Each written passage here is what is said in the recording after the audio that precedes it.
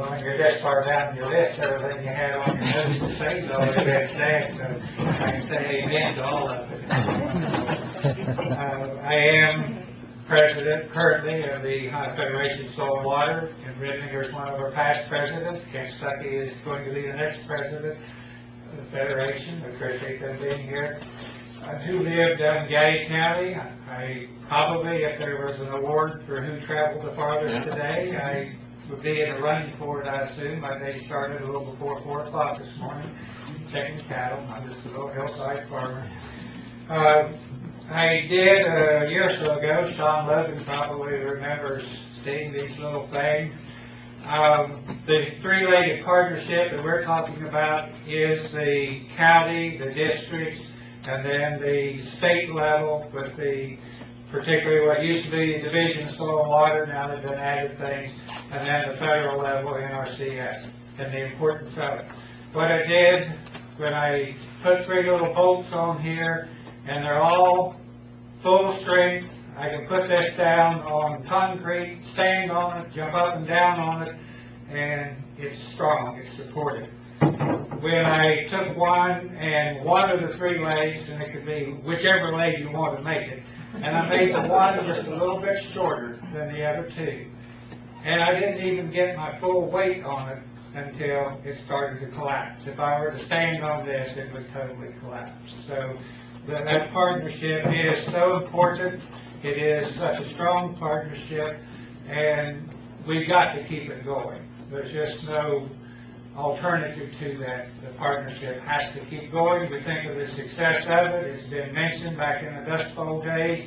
And down in our part of the state, it was water erosion. Our topsoil wasn't blowing away. It was washing down the hillsides.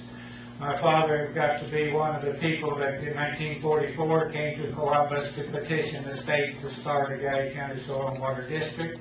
I've had the opportunity to read their testimony. You go down to Columbus and find all those testimonies. And things were in a dire state at that time. People knew that we had to make a change.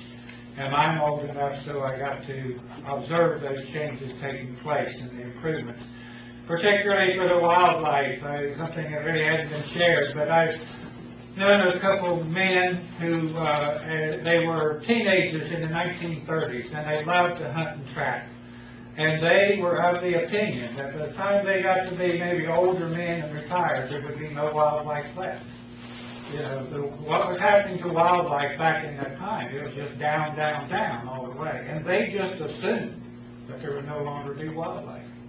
And they were so happy as they did get older that not only was there wildlife, but it was much more abundant than what it was. And I'm old enough to have watched the increase in that. A comment that I can personally give for Ohio being recognized throughout the United States. I've had the privilege the last 2 years to represent Ohio at our national meetings. This year, we always have a parade of states, and the president gets to walk across the stage and be recognized. This year, they have made a contest out of it, and to see how much applause each one got when they went across the stage. And I'm telling you, it wasn't even a contest. Ohio won it. And the buttons popped off my shirt when that happened. But this isn't just agency people telling you that. We are respected throughout the whole thing. And I think that's my 4.28 minutes. There's a lot of more things that I could say, but this is a great day for all of us, and we've got to keep it going. You can't let it go backwards.